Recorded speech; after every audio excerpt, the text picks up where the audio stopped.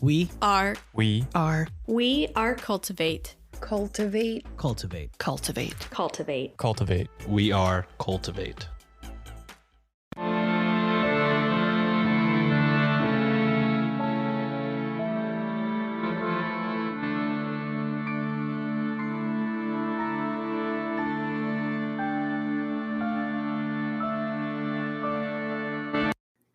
Hello and welcome to a special mini-sode of Ye Olde Crime, the show where Maddie and I discuss the funny, strange, and obscure crimes of yesteryear every Wednesday.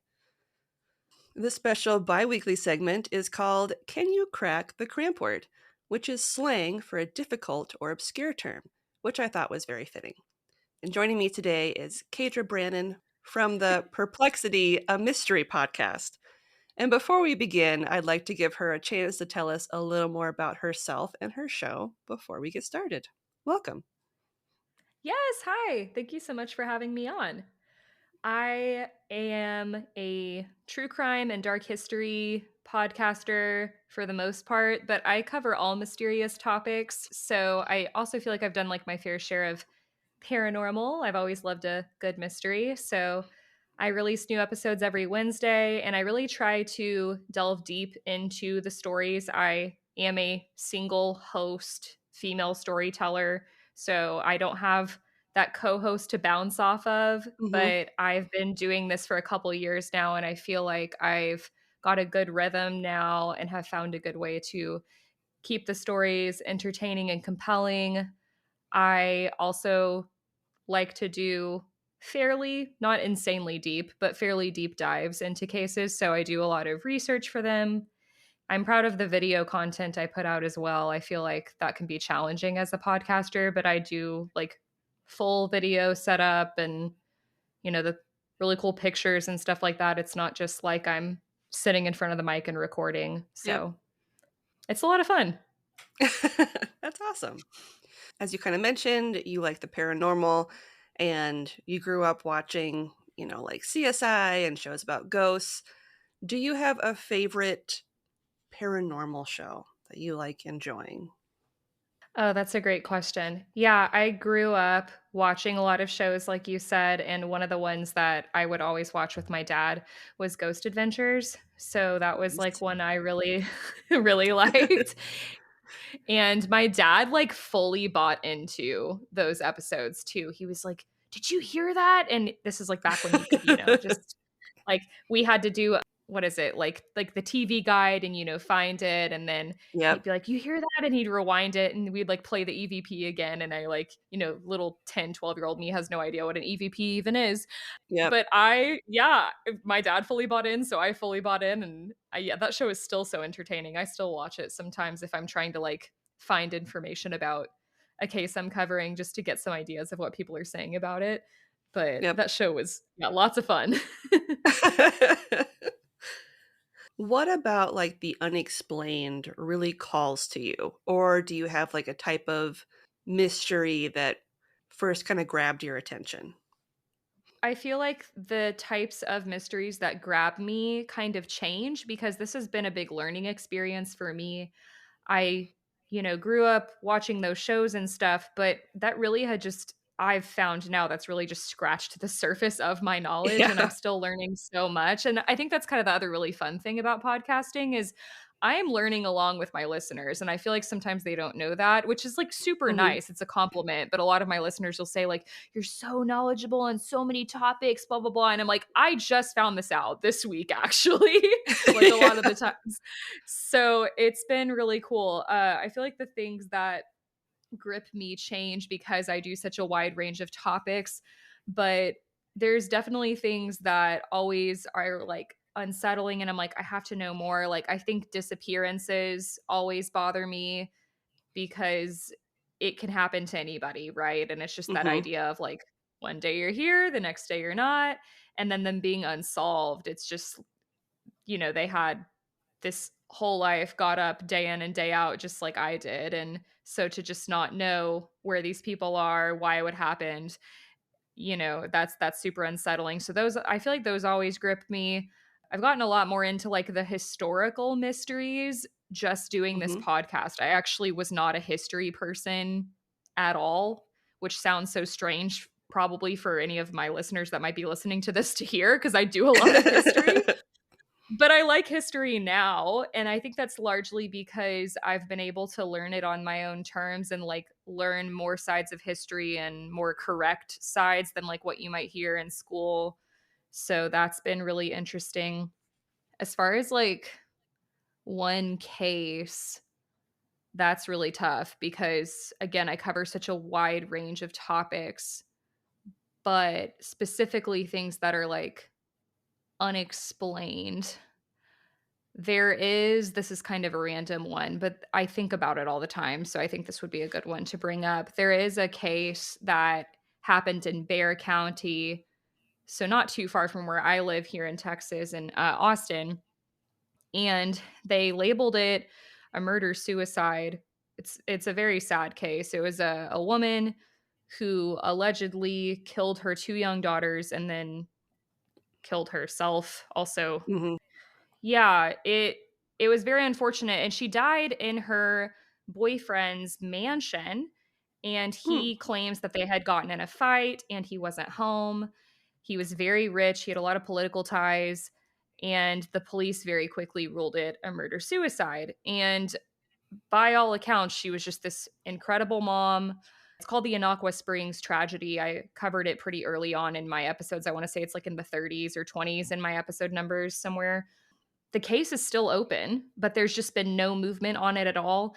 And I did actually get to talk to somebody who worked the scene. They remained anonymous, so I never Mhm. released their name or anything, but it's interesting because when you read all of the sources, they kind of leave it open to interpretation of like it could have been a homicide that was made to look like a murder suicide, or Mhm. she did this to her kids and herself. And this one person who worked the scene was like so adamant in saying no, like they were found side by side. The two daughters and this woman were found side by side in this incredibly narrow hallway, basically shoulder to shoulder. It doesn't make sense for her to kill her two daughters and like be sitting kneeling right next to them and kill herself. Like, Yeah. you know what I mean? Like that Mhm. doesn't make any sense. And then she was like, I don't know how else to explain it, but just like the way the scene was laid out, everything I came to learn about that family, I have a very, very hard time believing that she would have done that. And there was also a lot of abuse going on in the household between the mother and the boyfriend. Sure. So yeah, that case really bothers me for some reason, and it's fairly recent. I think it happened in, like, 2011, but it is tough to pick one for sure. I agree with you about the history thing. Like I growing up, I did not like history, and the main reason I didn't like it is because I'm horrible at remembering numbers. So like dates were really hard for me when I was in school, and you have to remember like the exact dates of certain battles and all that kind of bullshit. Same. I was like, "No, this is dumb. Like I don't like this." And it wasn't until like years later when I started like reading about history and listening to other podcasts that covered history, where I was like, history is actually kind of cool if you learn about the more like the lesser known cases. Like, and Mm, that's kind of why the show kind of sprang up the way it did, is because it's like, yeah, you people know about the American Civil War and people know about the more standard things in history, but what about right. these random like murder cases that just took place like in small town America or small town England? And, where do certain phrases come from? And some of them are tied to a random murder or some random event that happened. And you don't make those connections until you actually dive into it. And you're like, oh, well, this is awful. Why do we say that? So it's, Right. Yeah. I felt the same way about history in school. I was like, I feel like I'm just memorizing things. And I was actually pretty good at it because I did like a lot of theater and acting and was good at memorizing. But that's all it felt like to me. And then I got out of school and even went through college and still didn't like history. It wasn't until I started doing this podcast a few years ago that I was like, oh, this is interesting. And I think it's largely because of how the information is presented. And then it's like the information they're giving isn't I don't know, like just basic facts of this happened, this happened. They're like, Mhm. no, like what's compelling is like why? Like what got to that point? I love hearing things like old Victorian practices. There was something I was listening to recently that was like how they buried their dead and like all of the sacred practices they had around that. And like they would stop the Mhm. clock at the time that the person died. Mhm. Those things are the things that I wish would have been more incorporated into the lectures I was learning when I was Mhm. younger. Yeah, it's all the like little things that you get glossed over in school. Kind of like what you said with the Victorian era. Like people just refer to it as this dirty time where they were obsessed with death. And it's like, well, of course they were, because people died from everything. And so it's like you Yeah. had to be okay with death because people died every single day from whatever. I feel like people don't realize that they need that context to be able to understand why certain things are happen the way they did in history.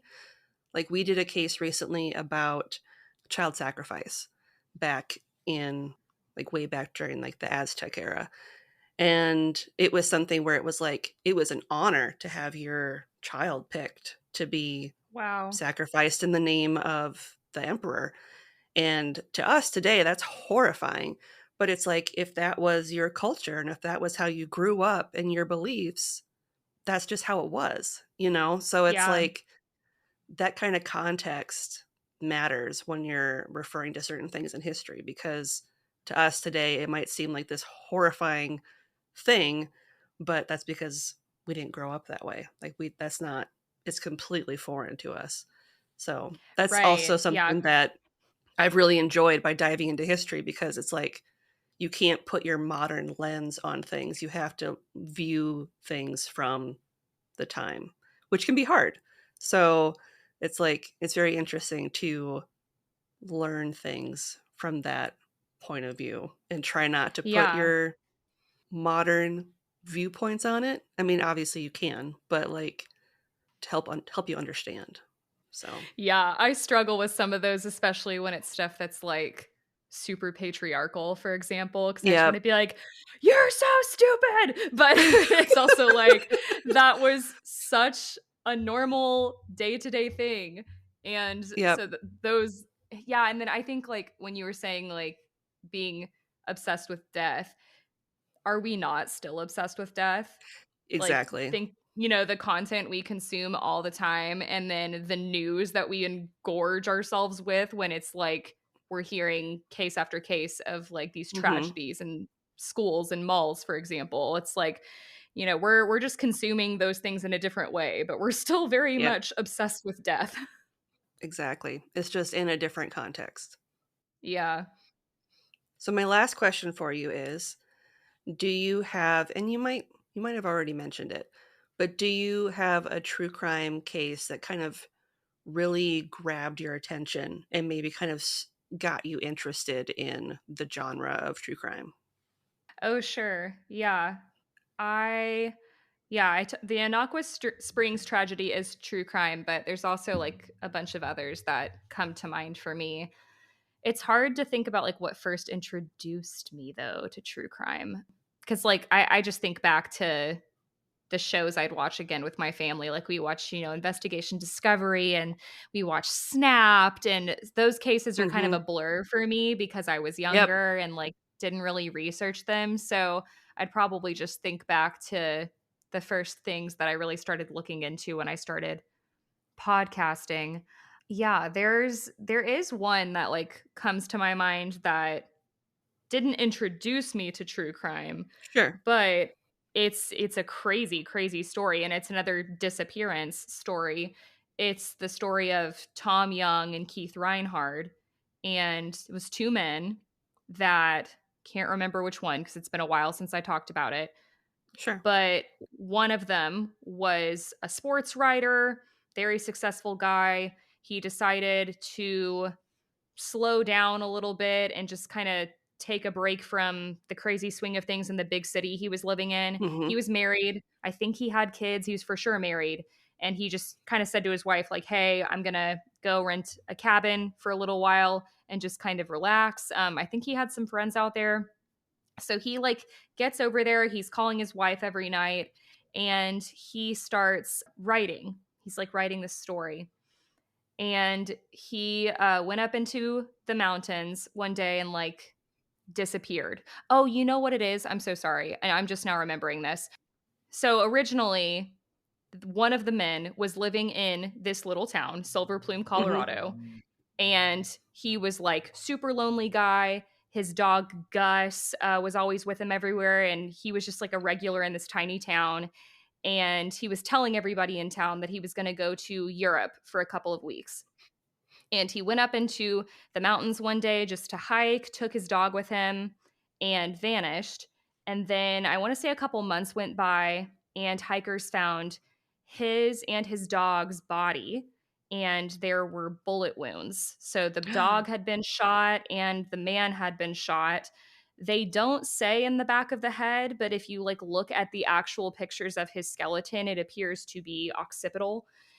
Mhm. And so then, you know, that's unsolved. They're trying to figure all that out. This other man that I was talking about at the beginning on the other side of the country decides to Mhm. take a break from the swing of things, has no idea who this guy is. And that's Mhm. when he goes and takes his time in Colorado and he hears about this man's disappearance. And he's like, wow, that's so weird. And for some reason, this story just grips him and he starts writing about it. And he decides that he's going to just stay there longer. He's really enjoying his time there. So he actually ends up staying there throughout the summer. He opened like this part time shop in the same shop that this other man worked in, the one that disappeared. Mhm. And he goes into the mountains one day, the same mountains where this other man disappeared. And he's just trying to get into this guy's mindset because he wants to Mhm. write a book about him. And he goes there a couple times, and then one day he goes up there and he vanishes. So it's really creepy and really unsettling because it's like this man disappears, it's unsolved. This other man comes in, totally separate lives, but kind of gets ingrained in this guy's life and Yep. also vanishes. And the second guy, they never found his remains. Oh, So weird. and it's like a super tiny town. It's just a really creepy. I'm getting like goosebumps as I tell this because this case is Yeah. just so creepy to me. And then they like found some writings of the second guy who disappeared in his house. And they're like really beautiful writings about wanting to like travel and venture away. So some people think like, oh, he just ran away. But other people are like, he was just, you know, writing. We Mhm. say things all the time in our writing. It doesn't mean we're actually going to act on them. But I think Mhm. that one's been on like unsolved mysteries. And yeah, it's just a wild double disappearance. That's crazy. I've never heard of that one. Sad about the dog. Yeah, it's Tom Young and Keith Reinhard. Yeah, I know. I know. That was really sad too. It was like a black lab and he was like Mm. his best friend. Yeah. And that was the other thing that all of his family was like he would never hurt his dog because police were trying to call it like a murder suicide kind of thing. Sure. And he was just people were so adamant, you know, he would never hurt his dog. But then there's other people who were like, well, you don't know what kind of mental state he was in and he was, you know, probably wanting to make sure that I don't know, like he wouldn't have to worry about where his dog was and people do crazy things when they're mentally Yep. unwell, blah blah blah. And like that's what other people say, but I don't know. It just there's something about it that feels really weird. And then there were weird theories too and weird things going on in the area. Like there was some illegal antler gathering hunting going on in Sure. that Sure. area where he disappeared. So some people speculated he could have been in like wrong place, wrong time kind of Sure. thing. And then, of course, with the gunshot, potentially, it looks like it in the pictures. They just have not put it in reports. So that's why I say potentially. But being in the back of the head, that's where it's like, okay, like if it is actually in the back of the head, like it looks like in these photos, that's Yeah. not that'd be very, very weird if that was actually a Yeah. suicide. Wild story. Love a good mystery that leaves you wanting more? Check out my podcast. Hi, I'm Kaydra, the host of Perplexity, a mystery podcast. I tell tales every single week that have left me perplexed. You'll hear true crime cases, mysterious disappearances, learn about cults, hear baffling sightings of cryptids, chilling paranormal encounters, and even dark and weird history. I release new episodes every Wednesday, and you can listen anywhere podcasts are available. I'm also on Patreon, and you can even watch me on YouTube. Perplexity, a mystery podcast. Stories that will leave you perplexed.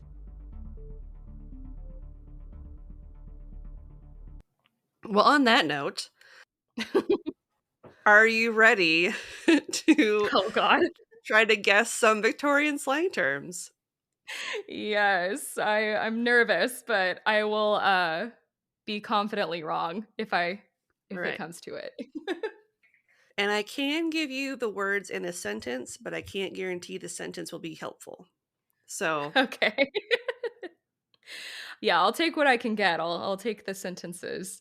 But yeah, all right. that's kind of like in a spelling bee. You don't know if it'll help or not. Exactly. It might confuse you more than you originally were. Oh no. Okay. Your first term is lap the gutter. I would love to hear that in a sentence. Lap the gutter? Sure. Okay. Okay. When out with friends, be careful lest you lap the gutter and get a gravel rash for your troubles. A gravel rash. I mean, my first thought initially was like cleaning a sewer or a gutter for some reason, and then I thought it could be some weird term for like throwing up because it's, I don't know, like gutters kind of like your bowels or something. But if you're Mhm. like, and this could be the sentence throwing me off, but if you're like falling and scraping yourself, let me see, lap the gutter. Can you say the sentence one more time, and then I'll Sure. guess. When out with friends, be careful lest you lap the gutter and get a gravel rash for your troubles. Okay. This is so random. Yeah, I'm gonna say it's like tripping and falling when you're out with friends, but I'm not confident in that answer at all. I have no idea. Sure. It's to get drunk. Okay. Yeah. Lap the guy. Okay, yeah, that makes sense. I was thinking of it as being like a boisterous thing with Sure. friends, and I was trying to think where the gravel could come into play. Yeah. Yeah. So like falling to like get so drunk that you fall in the gutter and then get like, Okay, like road yeah, rash type of situation. that makes sense. Okay. According to Green's Dictionary of Slang, which is kind of like one of my sources of truth, this term was first introduced in 1857. Okay. Fun fact. Yeah, I've never heard that. So your second term is wiffle waffles. These are so fun. Wiffle waffles. Yeah, I'm like, my mind is baffled right now. It sounds like, I don't know, like some weird noises you would make, though, like kind of like whistling. That's what it Yep. makes me think of for some reason. Could I hear it in a sentence? Sure. What once was a case of the morbs nowadays is called wiffle waffles. Well, now I just feel silly because I don't know what morbs means. What once was a case of the morbs? This feels like a riddle. I know. Oh no. I'm actually Rumpelstiltskin. Yeah. Well, now the whistling doesn't make sense to me, but was once a case. Huh. It's hard because like I can't figure out the context. Sure. I'm gonna say it's I'm gonna guess. I'm gonna say it's like being indecisive about something. We're whiffling and waffling on what we're gonna do. That's a really good guess. Wiffle waffles, for whatever reason, is slang for like being in the dumps or like having a case of depression. Okay. Oh, okay. Yeah. That makes sense too. Yeah. I don't know. It made me think of like going back and forth Yeah. in a decision. So sense. Yeah. So kind of going back and forth between being okay and then having your bad days, I guess. Okay. I did better on that than I thought I would, actually. 'Cause I feel like I was at least kind of in ballpark for Yeah, the two of them. you were. You were. And so, again, according to Green's Dictionary of Slang, this term was first introduced in 1859. So, just a couple years later than lap the gutter, which is What a weird. time to be alive. Yeah. Right? 1850s. Great years for Victorian slang. Yeah, no kidding. That's so much fun. I love that. Not what it means, but the word. Yeah, exactly. It rolls off the tongue. It's a fun thing to say. Wiffle waffles. It does. Yeah, both of those were fun. Lap the gutter and wiffle waffles. So now you can have some fun things that you can weave into your everyday lexicon. Yes. You'll be like, what the hell did she just say? Well, I would like to thank Kaydra for joining me today for Can You Crack the Cramp-Word? And before we go, can you once again tell our listeners where they can find you on social media and when new episodes of your show come out?